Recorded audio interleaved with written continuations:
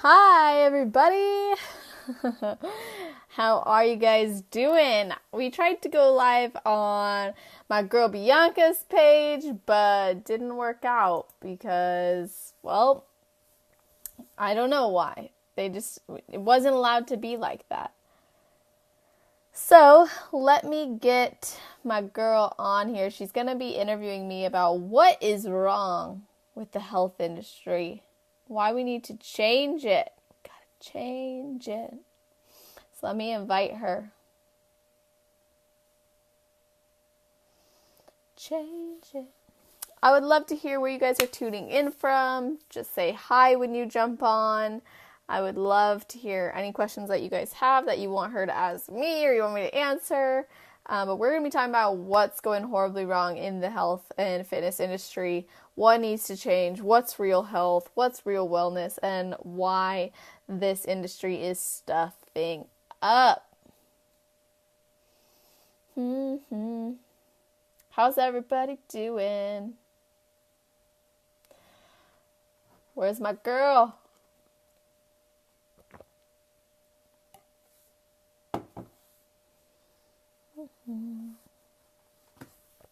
We're just going to wait until she's on with us.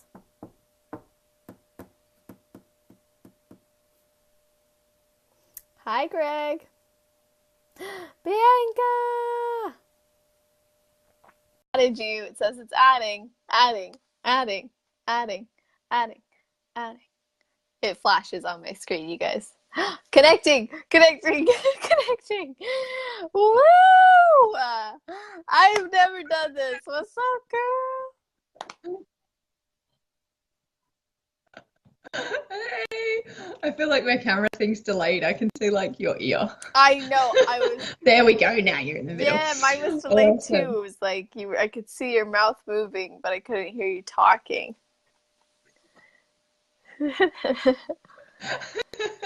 Guys, this is my amazing We'll friend. get there. I feel like my Wi-Fi at home is really slow. Yeah, what's going on? This Wi-Fi is not good. There's like a lag because I'm interrupting you a lot.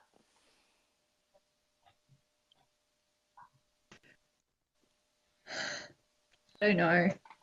Um, it may. I'm gonna shut down my computer because sometimes background I'll do stuff that as well. hogs the Wi-Fi. So thank Yes, you, thank you for going live because that was not of working on course. mine for whatever reason. Um, For those of you watching from my wall, this is the amazing Celeste Rains Turk. She is a really great friend of mine. She's an absolute boss lady in the health and wellness field. She's a best-selling author. She's a coach. She's trained as a personal trainer. She's got certifications in nutrition. And she's one of those super buff bikini ladies that you see up on stage, like just rocking True. it. Um, And so you've just started an awesome podcast, Thank you. Confessions of a Bikini Comp Queen. I don't know Bikini the Pro. words at the end Yeah, there. Confessions of a Bikini Pro. Pro. I'm like, it's got a crown on it. Is it a queen? We get a crown when we win. Yes. It's super. Yay! It's super awesome because, and the reason I wanted to get you on the line today is because yeah, you're cracking into parts of that industry and parts of the fitness industry where there are some massive gaps and there are some huge things. I don't really like to say going wrong, but that are definitely not fulfilling what people are investing their time and money and energy into. They're not getting the results that they want. They're not fulfilled. They're not happy. They might even have the body that they want, but they actually feel like shit inside. And it's something that's always amazed me about your work is that it's so holistic, it's so integrative, and yeah, like what do you believe real wellness is?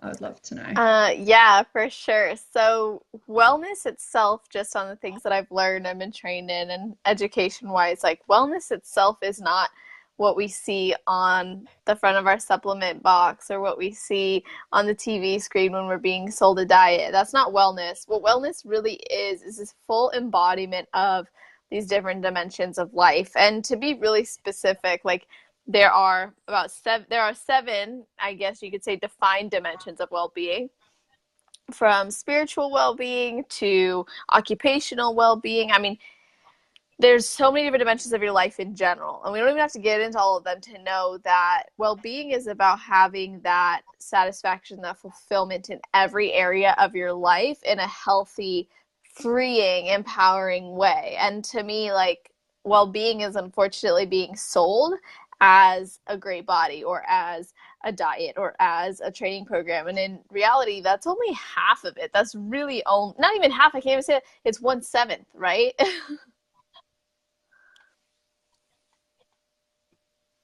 It's what, sorry? It's like 1/7 of it, right? Because if there's like seven dimensions of well-being, and you're, 1/7. Yeah, yeah, yeah, yeah. so well-being is like that full embodiment of all of the principles. Yeah. Mm-hmm. Totally. And in the fitness industry, obviously, there is a huge, and especially in the bikini comps and stuff, there's like a huge pressure for people to look a certain way, for people to, have a certain waistline, to have the booty is all the rage these days. And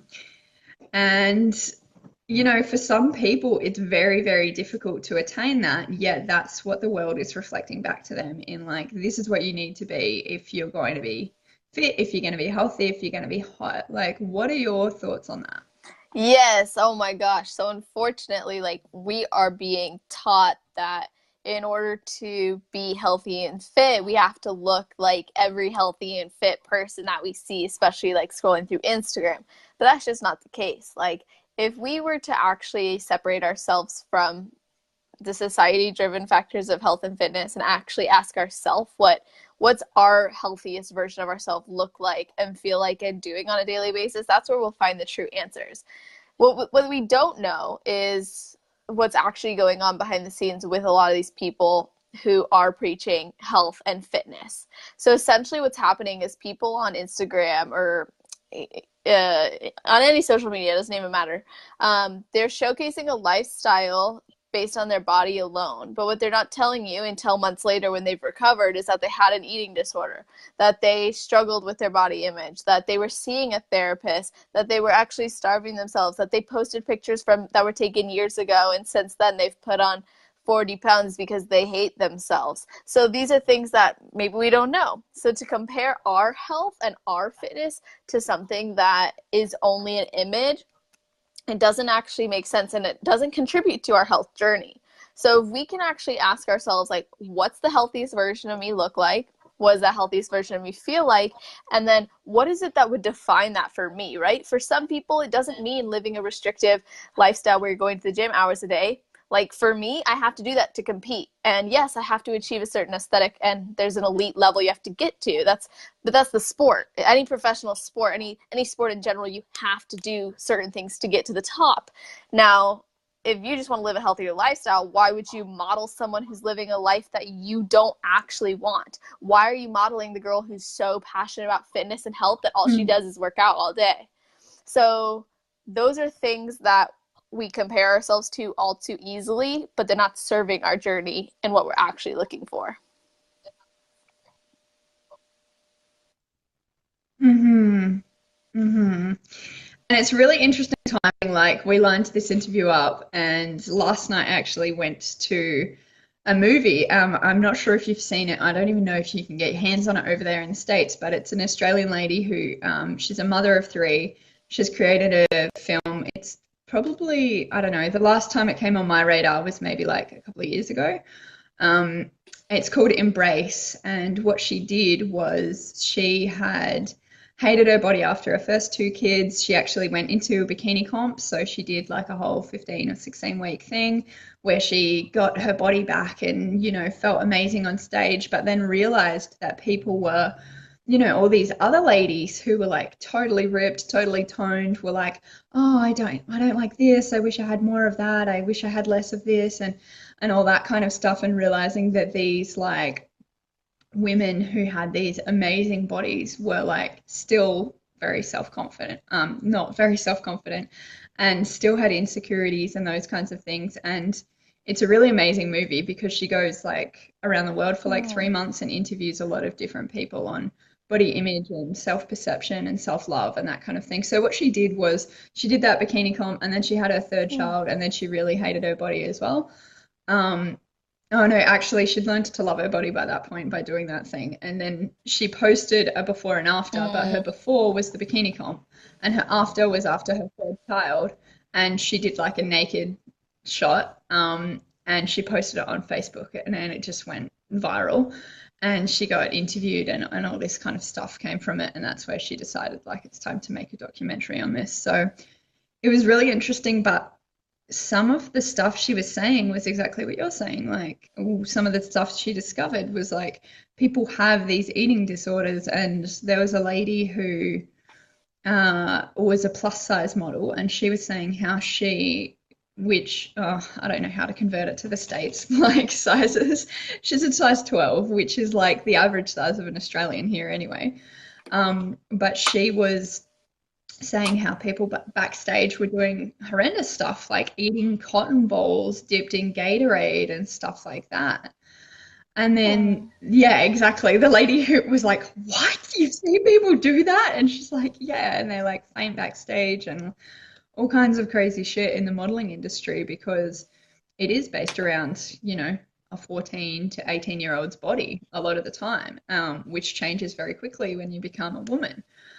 Um, and it's just interesting. Like, what are the types of things that you've seen go on in the extreme sense for people That's to get the bodies that really they want? interesting, first of all, in like the whole topic that she did with Embrace. I find that really cool. I think I actually saw the trailer for that and that intrigued me, but never saw it actually.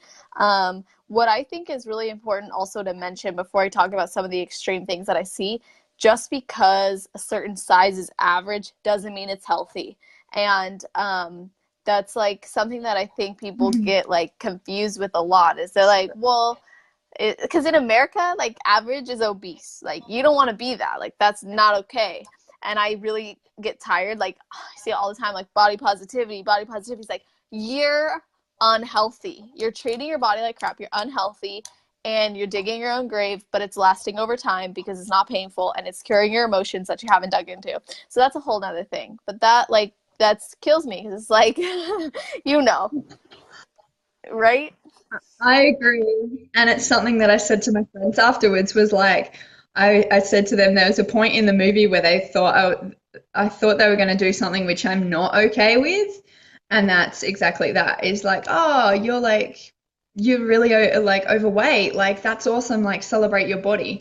And I'm like, I'm not okay with that because Right. it's not healthy. Yeah, that's not So exactly. Like yeah, it's there is not that celebrating aspect. your body like if you're killing it But over time. Nick, the movie she was talking about was called Embrace.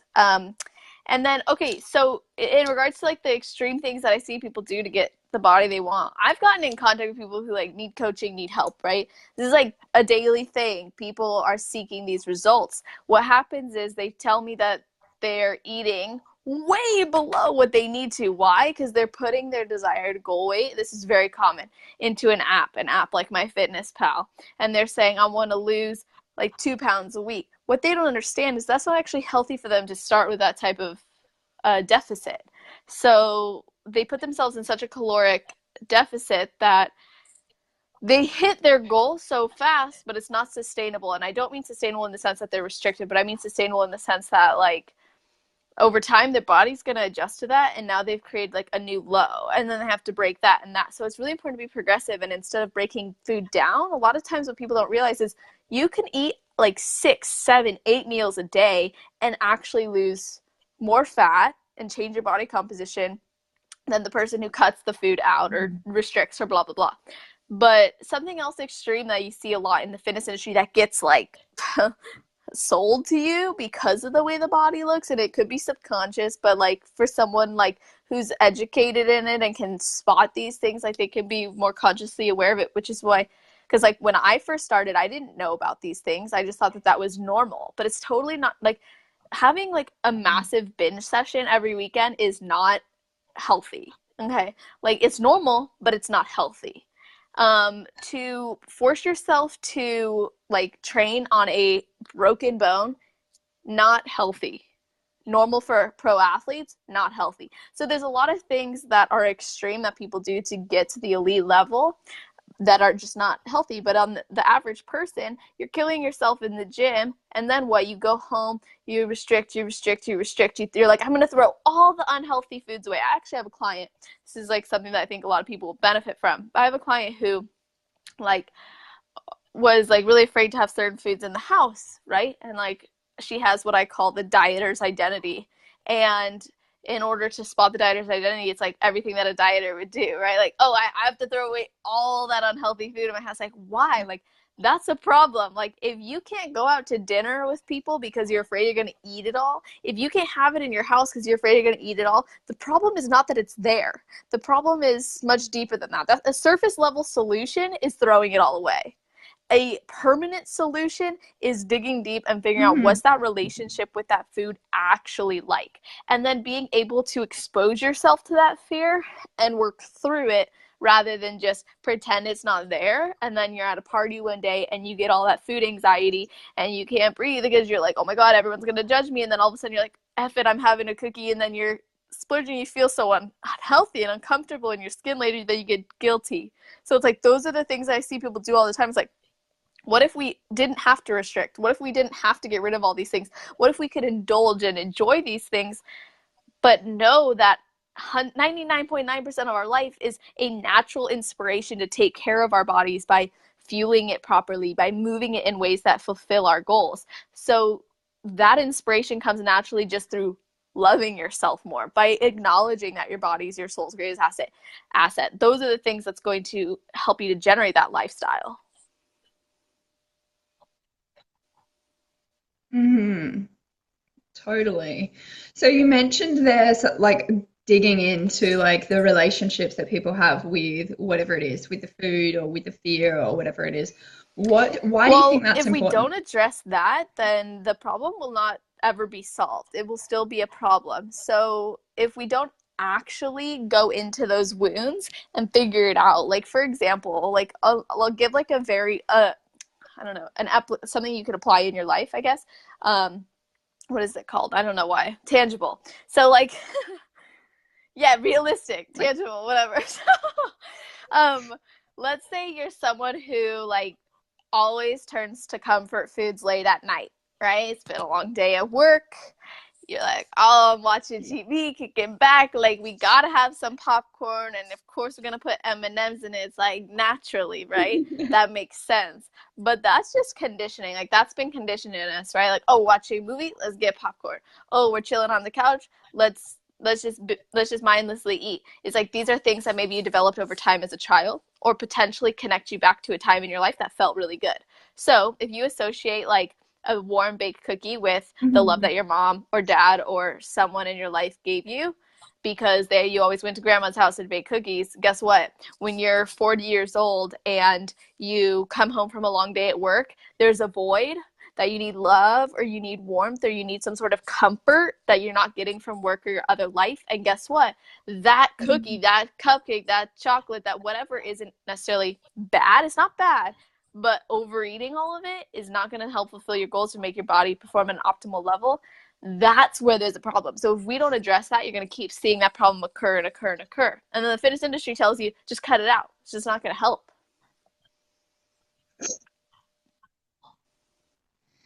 Yeah. Hmm. And then I guess the other thing that I wanted to loop back to was something that we sort of started to touch on earlier, that the fitness industry also, it's like skinny is best. And like, I think like for some people's body types, like that's just not a Mm. thing to be like stick thin. It's not a thing that's going to happen. Um, what are your thoughts around that? The focus of skinniness and also the focus on this one tiny little aspect of weight that people are so hung up on, where it's like weight and like you said before, fat loss, and I'm like, yeah, it's too right, because you don't want to lose muscle, you don't want to lose water from your body, but so many people are just like jump on the scales and that's the Oh number that my counts and gosh. nothing else. And I know I used to work with health and nutrition products, and I'd see the same. People would change their clothes size, they would feel amazing, they'd feel really confident, but then they'd be like, I didn't lose anything this week. And I'm like, yeah, but how, like, what else? Like, how great do you feel? What about the other stuff we spoke about? What are your thoughts? Like, what do you think people should be focusing on? Like, what would be the most For sure. important things? So, like, weight in general, like you said, is not a determining factor of your success. And what, like, we should be celebrating more is the non-scale victories, the things that don't have anything to do with numbers. It's about you and your lifestyle and the way that you're feeling. So I think we have to actually change, like, where the root of the problem is, like anything.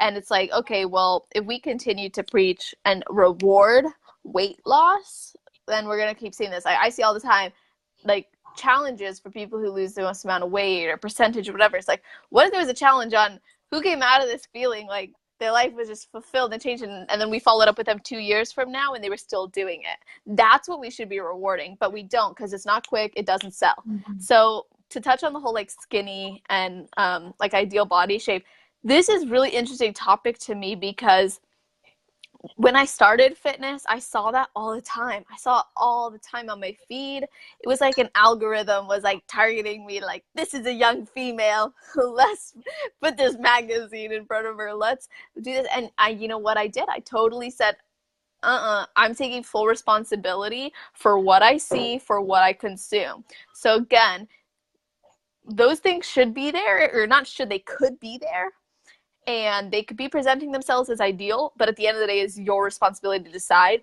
if that's going to determine your life. Is that hard to do? It can be, right? It definitely can be. It takes a level Mhm. of self-awareness to actually go, I I know my body isn't going to actually fit into this box that they want me to fit in.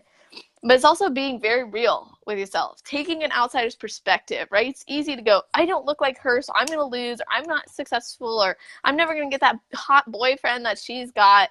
It's like so easy to do that. But when we objectively look at it again, it takes us back to, wait, is she using Photoshop? Wait, when was this photo taken? Wait, does she actually feel happy with her own body?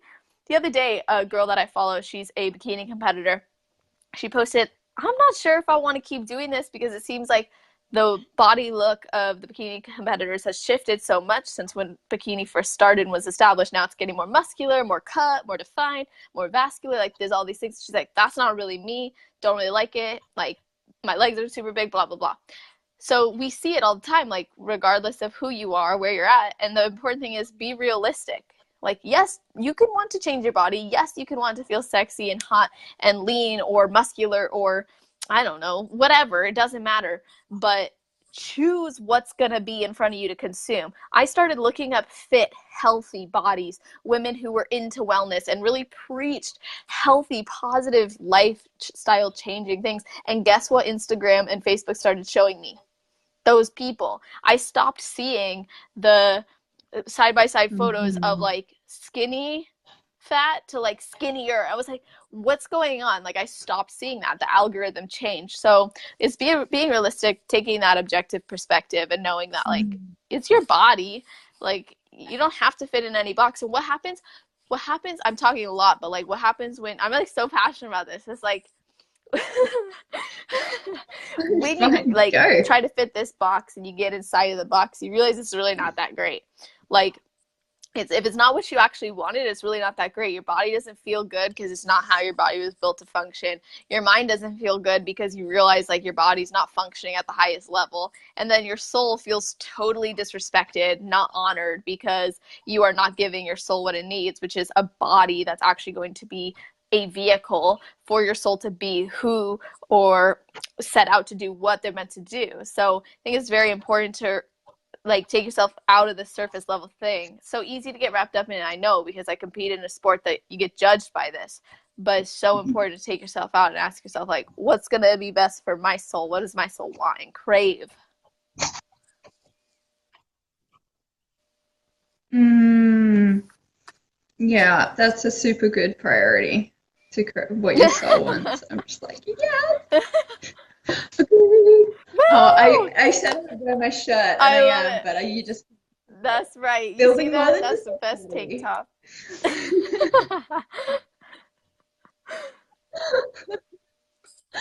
Um, what else was I going to say? Oh, something that, like, the other thing about fitting in that box that I really realized, and not that I didn't know it, but was really highlighted in the movie as well last night, was like like you were saying at the start, like you need an eating disorder to fit in some of those boxes, or you need Photoshop to fit in some of those boxes. They literally, those bodies don't actually exist in the real world.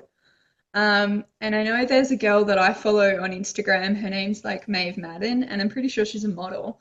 But the first photo I ever saw of her was like no makeup. She had all these pimples like breakout, and I was actually Yeah. like in the mind of like, who would share that? And then I went onto her profile and I saw that she's all about that. And she's all about sharing. She'll share like days like, who else feels bloated today? And she'll like have a photo of her feeling bloated in the mirror. And she'll have her makeup list like, flaws. And I thought, wow, this chick's fucking amazing actually. Oh, And I that's started cool. following her. And I think you're right about that, about following those kinds of people, the algorithm will help you out with Yeah, that. That's a absolutely. really cool point. So I guess what you've been saying is like to follow your soul and basically fulfill that satisfaction in all areas of your life is basically the best way to have full Yeah, health and absolutely. Like wellness, right?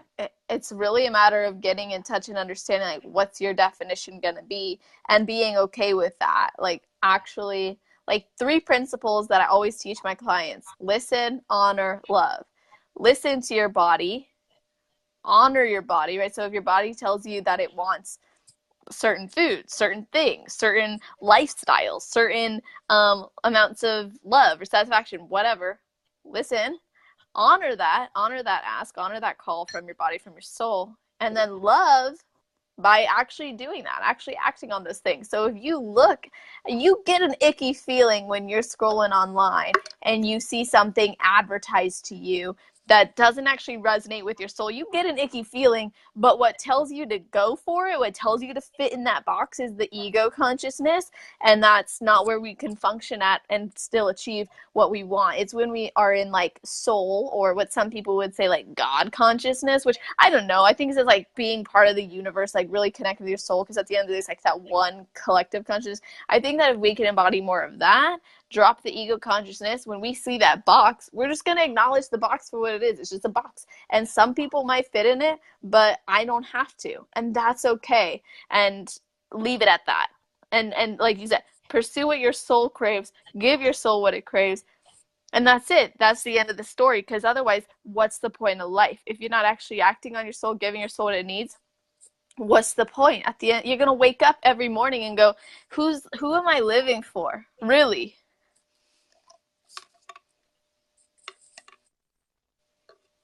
Hmm. Definitely. What do you think?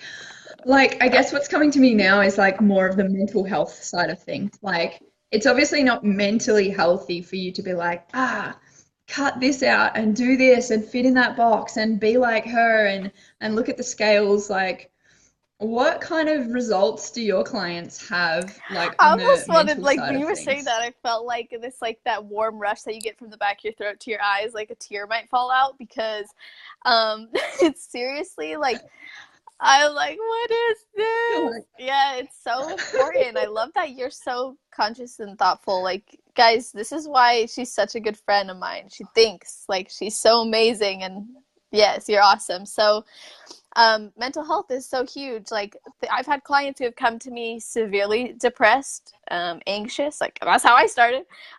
Really unhappy with their body, just feeling like their self-worth is completely connected to those things, having poor relationships. And listen, I'm not a therapist. I'm not a psychiatrist. I'm never going to say that I am, but there's no denying that the mindset principles, self-love tactics, and confidence methods that I teach are going to help someone through these things. So, when it comes to the mental health of this, like you said, it's not healthy to look in the mirror and think about cutting off the fat. I go through this, guys. Like, I seriously do, even to this day. Like, I know this stuff, but I still go through it. Like, especially being a competitor, it's like I know what it's like to want to change your body and feel the pressure if you don't see changes. I know what it's like to, like, look in the mirror and be like, what happened? Like, this is not what I was expecting. But what happens when we like look in the mirror and we want to change that is like two things can happen. It's like one,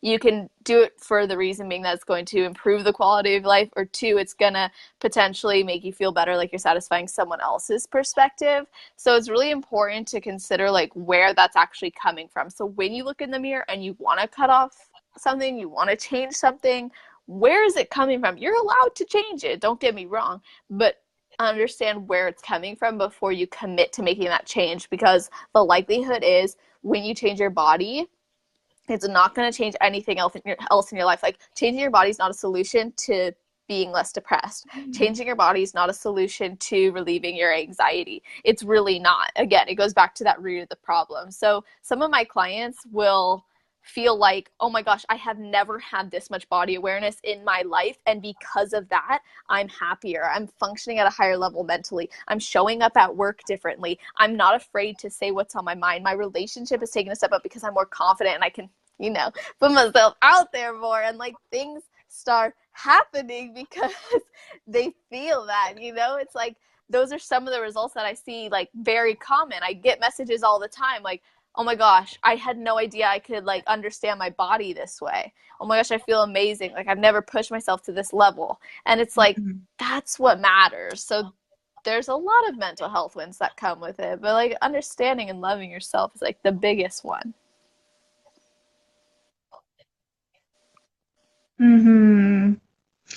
And with the identity stuff that you mentioned earlier around like the dieter identity, I obviously know what you're talking about when you're talking about soul consciousness, ego consciousness, identity and stuff. But to go into like identity and what that is and break it down for people and like what kind of identity that you would help them to build, like what does that look like? What do you help For people to sure. build So that like identity?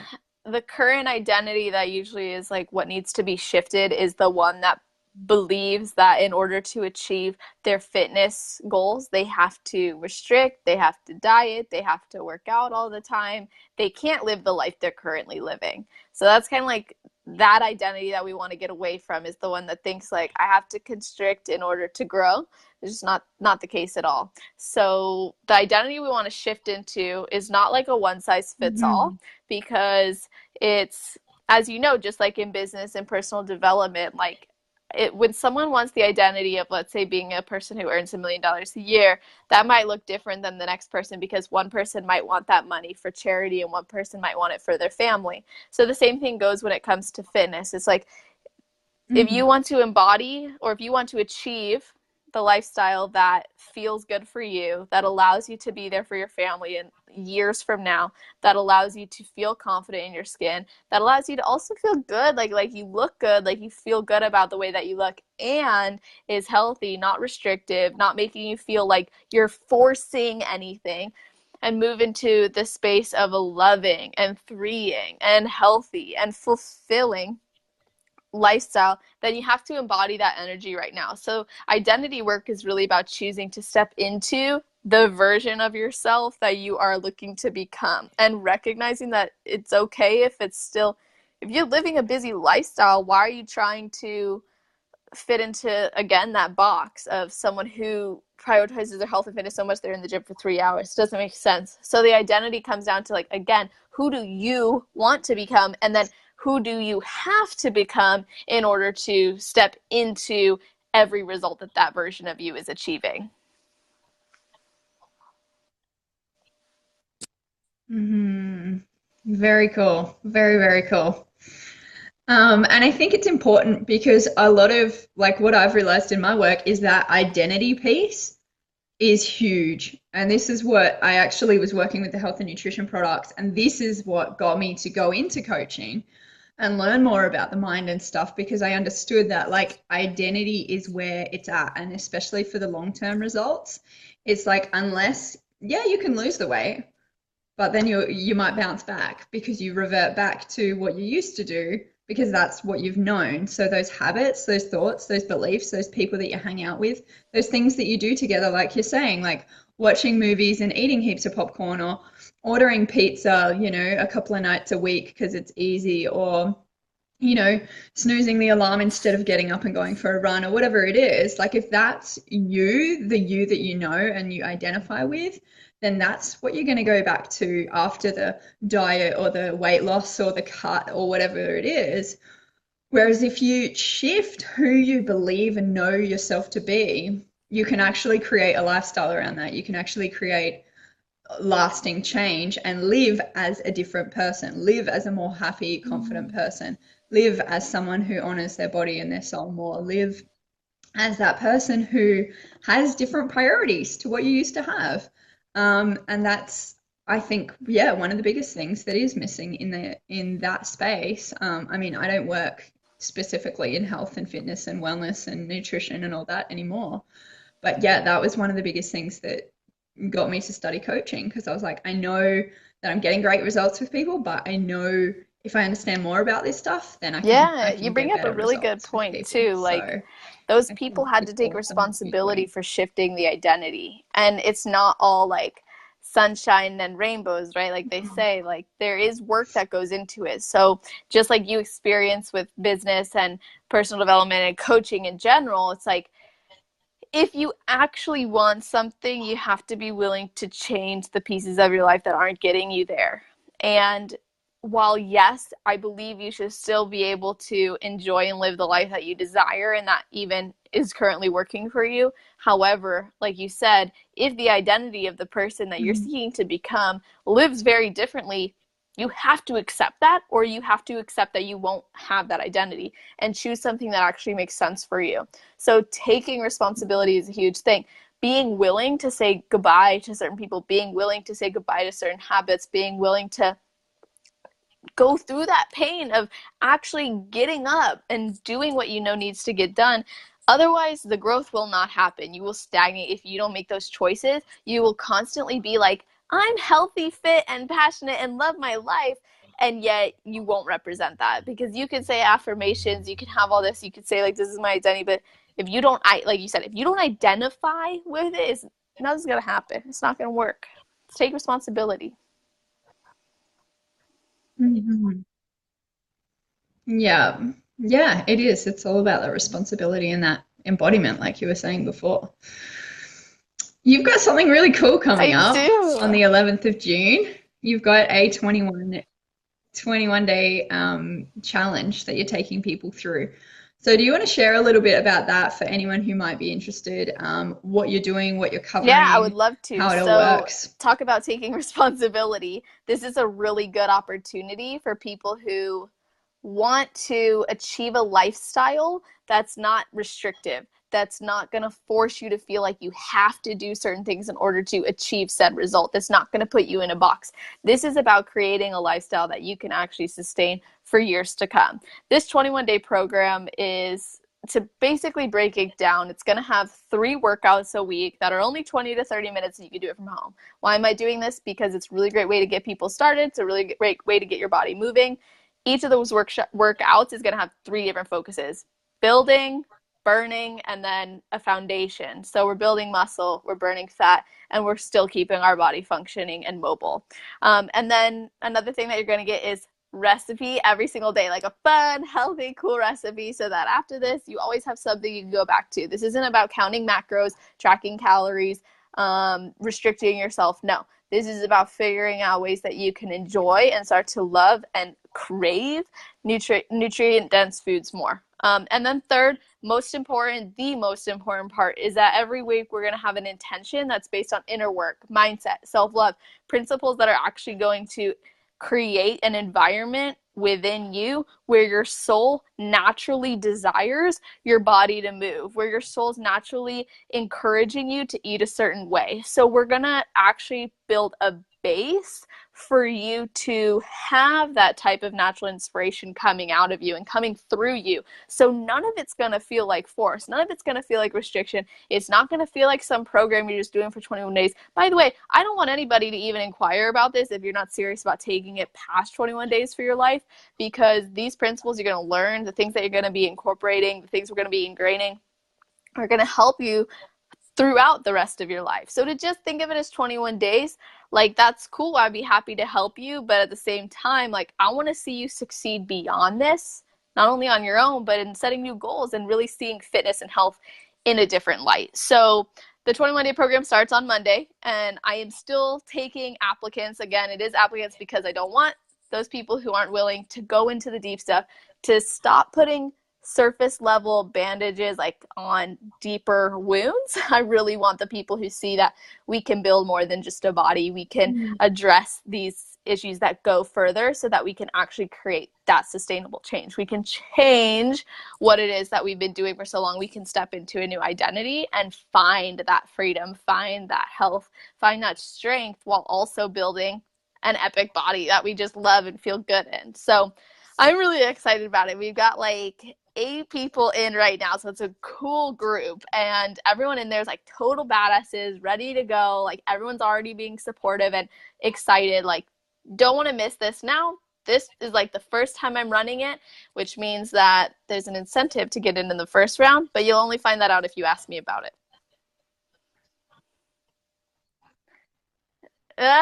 She's got some I'll good put a link down bonuses. below. There you go. Yeah, yeah. Pop a link in the comments for anyone who is interested. I've known Celeste for maybe a couple of years now, Yeah, a year and a too. half, 2 years, something around there. And like, I've just seen so many amazing results come through with like mutual friends, with your clients who I have no idea who they are. And I just see stuff rolling all the time that's like just incredible, like amazing stuff where it's not just like, yay, I lost weight. It's like it is that stuff that changes people's lives, where it changes their relationships with their partner, with their family, with their relationship with food, and really just shifts them into a place where they're not plagued by this constant worry or fear of doing something or doing the wrong thing or not fitting in that box, and allows them the freedom, because it frees up so much fucking time and energy when you can actually just like prioritize what you'd actually love. So Thank I think your you. work's amazing. For those of you who are watching from the end of things who don't follow Celeste, like, jump on and follow her. She's absolutely incredible and definitely motivational. She's there every day. You'll see her on Facebook, Instagram. She's always there doing something amazing. So thank you so much Yeah, for that was jumping so on today, fun. Celeste. And yeah, I know that the final positions for your program are going to be really, really valuable to those who take them on. And yeah, if you guys have any questions for Celeste, of course, pop them in the comments and Thank you she'll jump guys on so that for much for you as well. tuning in, and thank you so much for hosting this. I know we had some technical difficulties, but it's seriously so much fun. Like, you really created space for me to share and be open, and I appreciate you for that. And thank you for hosting this. I really appreciate you. Of Yeah, course. you're welcome. All Thank right. Bye, you. guys. I'll talk to you soon.